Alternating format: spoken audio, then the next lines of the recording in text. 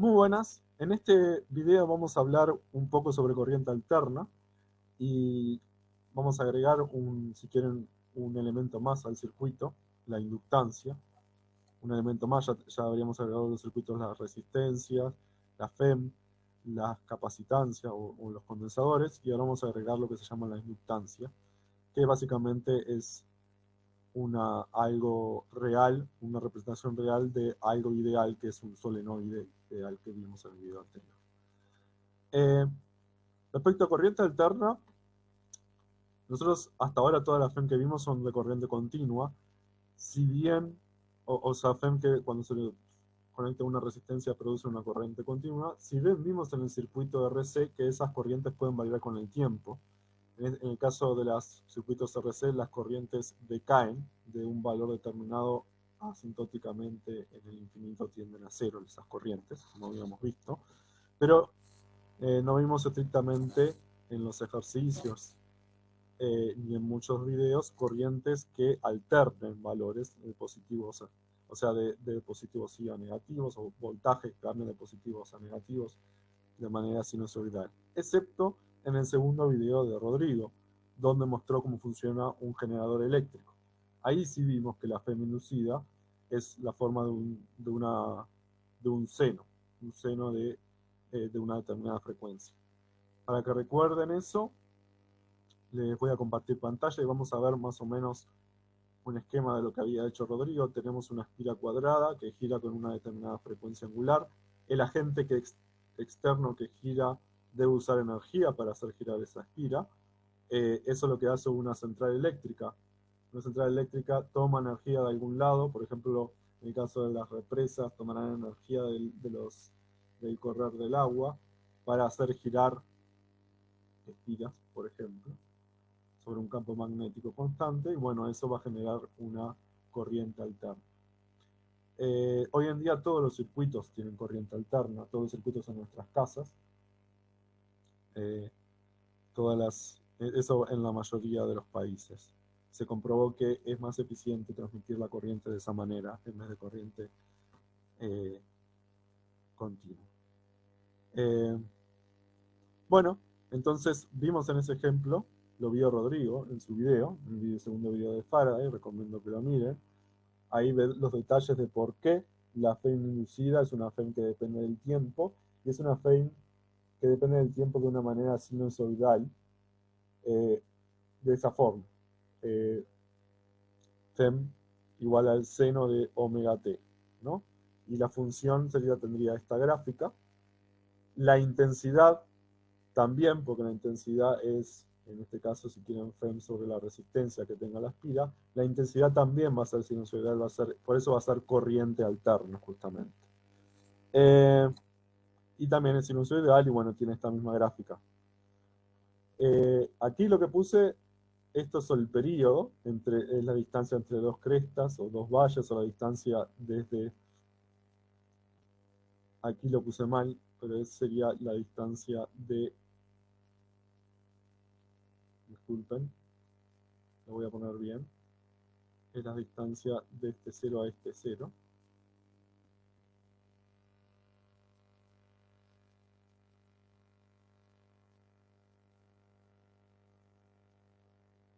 O esta distancia entre dos crestas, ¿no? Ese es el periodo, que es 2pi sobre omega. Eso, si se acuerdan del liceo, de movimiento armónico simple, lo vamos a ver. Va a estar en el cronograma, así que lo vamos a ver en detalle si no se acuerdan. En estos casos, si uno quiere hallar cuál es el valor en promedio en mucho tiempo, por ejemplo, del voltaje, cuando nos dicen, por ejemplo, que algo está a 220 voltios, estando a corriente alterna, eso no quiere decir que sea corriente en voltaje continuo, porque justamente vimos que varía de esta forma. Lo que sucede es que lo que nos dan es lo que se llama el valor cuadrático medio, que se puede hallar de esta manera, se escribe así. El valor cuadrático medio, por ejemplo, de la FEM es la raíz cuadrada de 1 sobre el periodo por la integral en un periodo. En este caso puse de 0 a t, pero puede ser de t a 2t, de 3t omega 4t, lo que sea, la integral en un periodo, igual estamos suponiendo que no hay disipación, que en el sentido de que la FEM sigue siendo una sinusoide sin que se atenúe, es la integral de 0 a t, en este caso de la FEM como función del tiempo al cuadrado por dt. En este caso, si uno calcula, sustituye estos valores, uno obtiene esto. Quizás lo hayan visto en matemáticas, que la integral en un periodo de seno al cuadrado, uno puede hallarlo integrando por partes, seguramente lo verán en matemática, pero esto tiene un valor determinado que es el periodo sobre 2. Por lo tanto, si uno sustituye,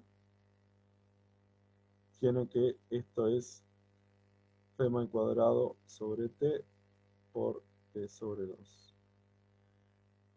De todo eso la raíz cuadrada, dijimos. Acá el periodo, como no es 0, se puede cancelar. Y finalmente tenemos que esa FEM es, ese valor cuadrático medio de la FEM es el módulo de la FEM sub 0, o sea, E sub 0 es el módulo de la FEM, dividido raíz de 2, por esta definición. Lo mismo uno podría calcular, lo voy a escribir acá arriba, el valor cuadrático medio de la intensidad, que será I0 sobre raíz de 2.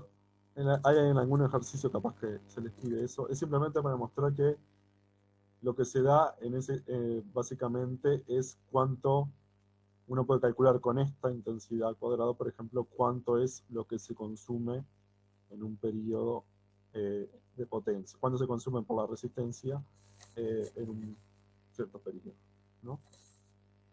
¿Qué es lo que se va a preguntar? Esto lo pueden hallar, bueno, esto será igual a R por I, como R es una constante, lo puedo sacar para afuera, y bueno, y esto va a ser R por I0 cuadrado sobre 2. Esto se los dejo por acá, simplemente para que entiendan cuando alguna empresa le dice, o alguna casa se dice que funciona a tantos voltios, esa corriente es alterna, y lo que se calcula es ese valor cuadrático medio. ¿Está bien? Si uno hiciera el promedio es 0, porque oscila entre positivo y negativo. Uno tiene que por eso elevarlo al cuadrado y hallar el promedio en un periodo. Así se usa ya. ¿Está bien? Bueno, ahora vamos a ver lo que habíamos dicho al principio. Vamos a introducir otro elemento del circuito, que va a ser una inductancia.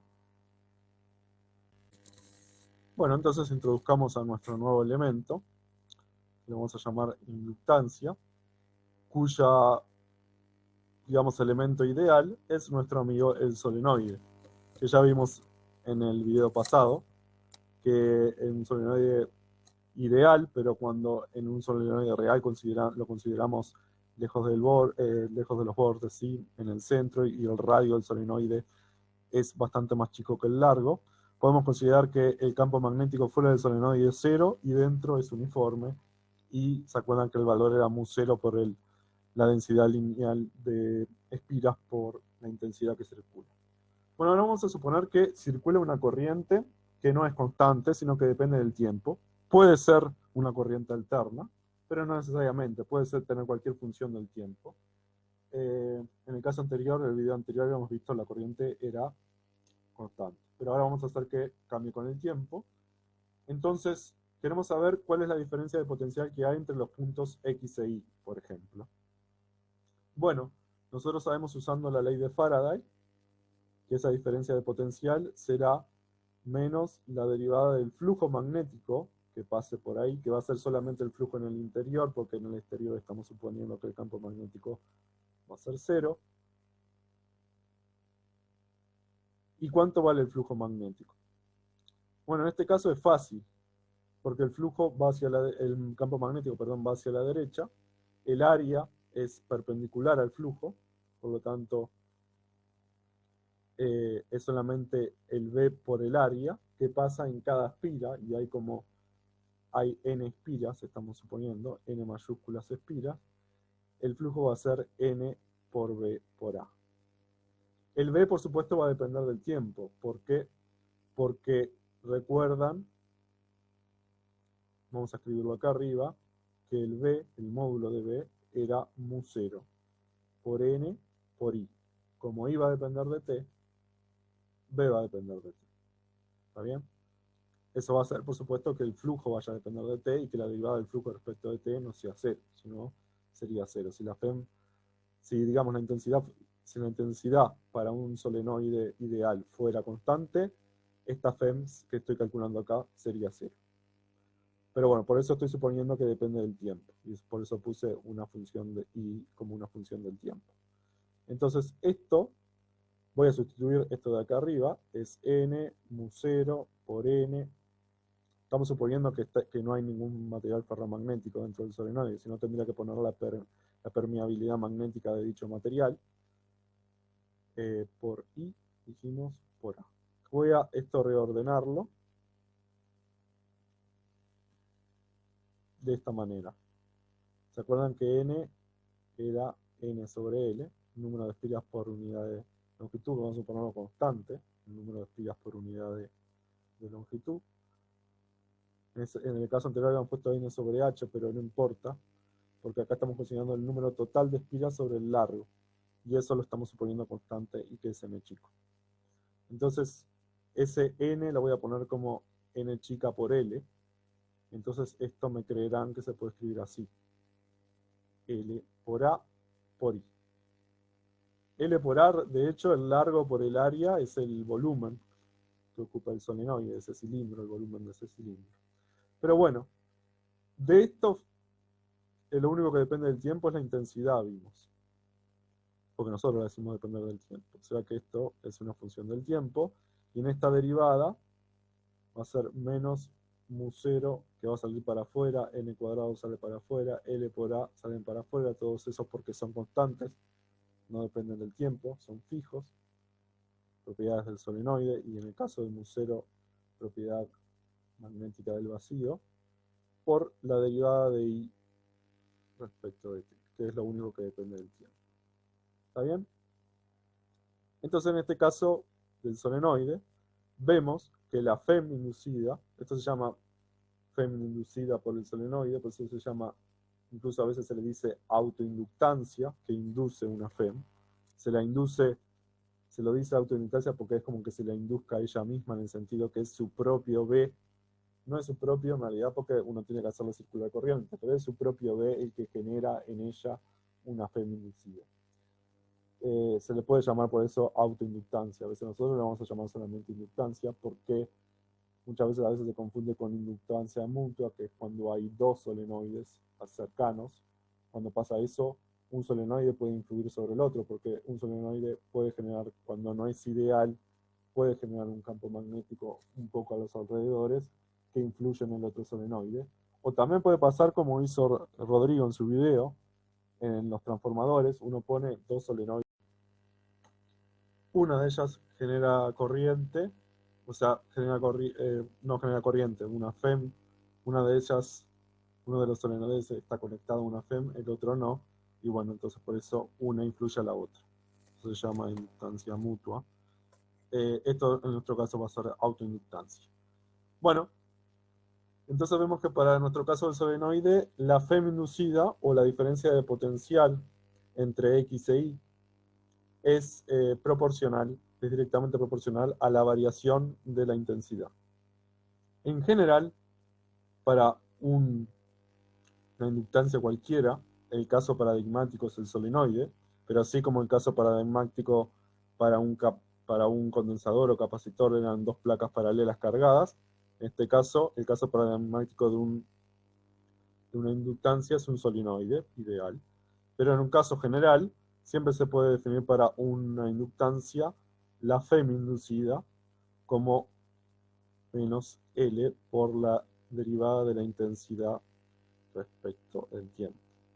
¿Se acuerdan que la capacitancia la definíamos como carga sobre la diferencia de potencial? Bueno, en este caso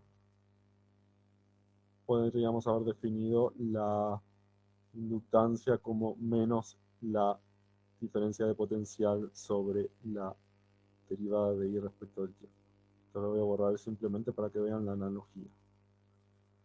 Bueno, entonces ya tenemos lo que habíamos dicho, lo que queríamos. ¿Cuál es la diferencia de potencial entre los bordes de un solenoide? En este caso ideal, pero que a veces, porque en muchas ocasiones, es una aproximación bastante buena. Bueno, entonces ahora vamos a introducirlo en un circuito determinado y ver cómo se comporta el circuito una vez que metimos una inductancia. Bueno, vamos a ver entonces cómo es la variación de la corriente en un circuito donde hay una inductancia, una resistencia y una FEM, en este caso continua. Entonces, imagínense que tengo en este circuito un interruptor, la FEM, una resistencia, y la representación de la inductancia es, por supuesto, un solenoide. Es el caso paradigmático de una inductancia. Así como la representación en un circuito de un condensador son dos placas paralelas, porque es el caso paradigmático de los condensadores, en este caso, como dijimos, va a ser un solenoide. La forma de representar una inductancia cualquiera, pero siempre se dibuja de esa manera y se le pone L, que es el dato de la inductancia de ese solenoide. Es el dato que precisamos para hallar su corriente, como vimos antes. Entonces, supongamos que cierro el circuito con este interruptor en un tiempo t igual a 0. En un tiempo t igual a 0, entonces va a empezar a circular una corriente que, por la ley de Lenz, cuando entre a circular la corriente sobre el solenoide, se va a oponer, va a intentar usar un campo magnético para oponerse a esa corriente. Por lo tanto, es razonable que la corriente inicial sea 0. La corriente en tiempo igual a 0 sea 0, y si uno después entonces recorre el circuito usando la ley de Kirchhoff, similar al caso que hacíamos con el circuito RC, uno tiene ahora que la FEM es igual a la caída de potencial en la resistencia más la caída de potencial en la FEM inducida.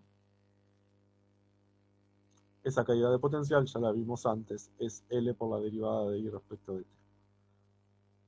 Bueno, entonces lo que sucede es que tenemos otra vez una ecuación diferencial de primer orden, no homogénea, porque aparece esta FEM aquí. Ahora en vez de ser la carga, la función del tiempo es la corriente, la función del tiempo, y tiene esta solución para esta condición inicial, que en t sea igual a 0, uno puede probar que esta es la única solución. Acá tenemos E, sería la FEM sobre R por 1 menos E a la menos R sobre LT. El tiempo tau, que en este caso sería L sobre R, uno puede ver que tiene dimensiones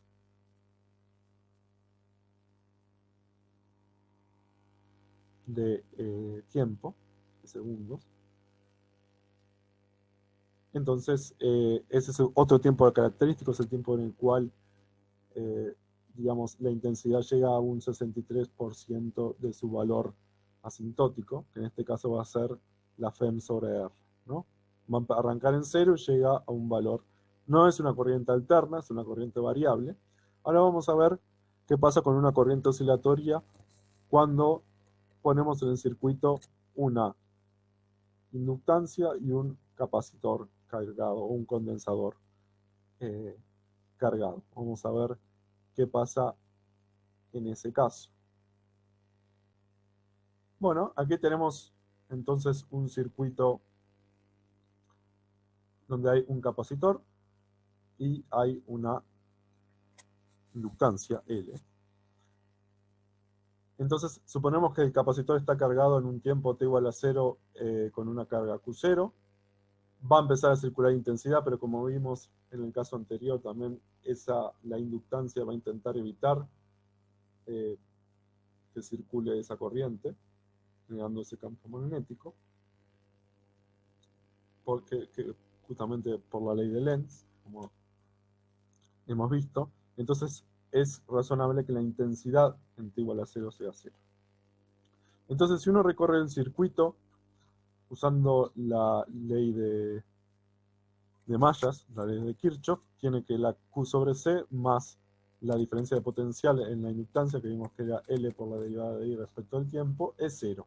Ahora, como la intensidad es la derivada de la carga respecto al tiempo, entonces tenemos que la derivada de la intensidad respecto al tiempo es la derivada segunda de la carga respecto al tiempo.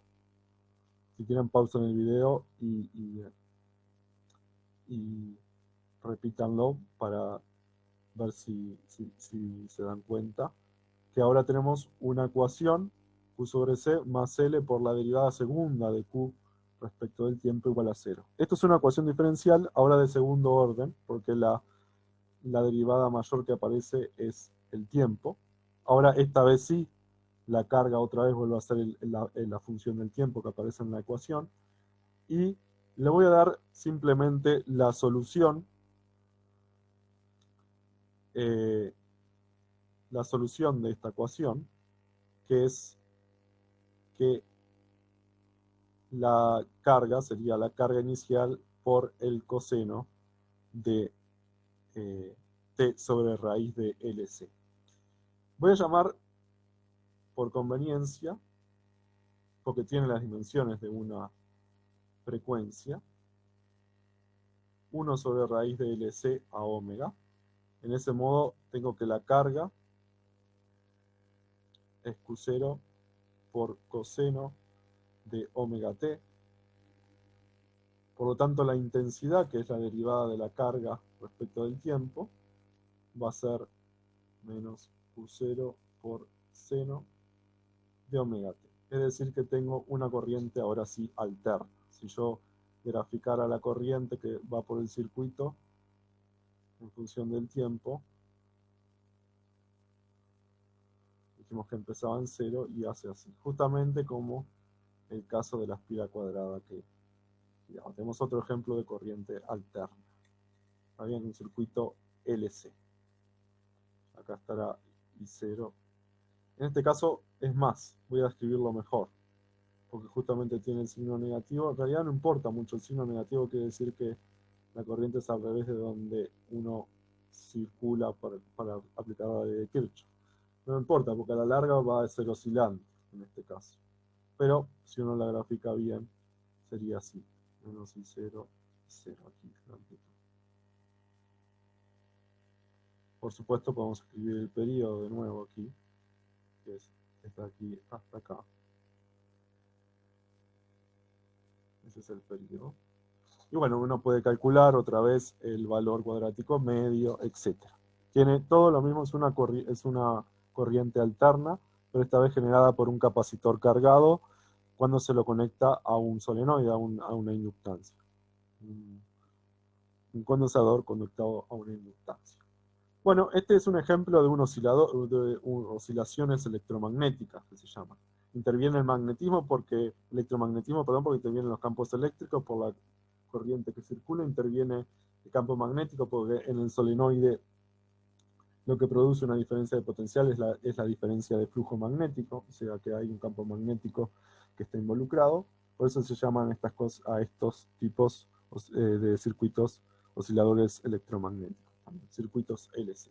Esto lo vamos a tomar como ejemplo para el próximo tema, que es, vamos a empezar a hablar de los osciladores armónicos de manera más general, que se aplica a muchas cosas. Este es un ejemplo. Otro ejemplo es una masa atada a un resorte, donde la masa vendría a ser el L y la constante del resorte sería algo así como el inverso de la capacitancia. Eso lo vamos a ver después bien en el video, como varios, bajo el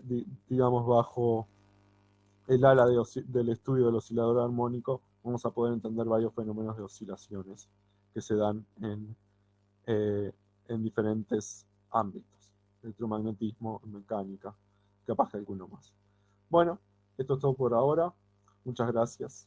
Cualquier duda que tengan, por supuesto, pueden hacérnoslo saber en las clases teórico-prácticas o también en los foros. Gracias. Hasta luego. Hola, disculpen, una un agregado importante es que no dijimos cuáles son las unidades en el Sistema Internacional de la Inductancia, de la cantidad que introdujimos.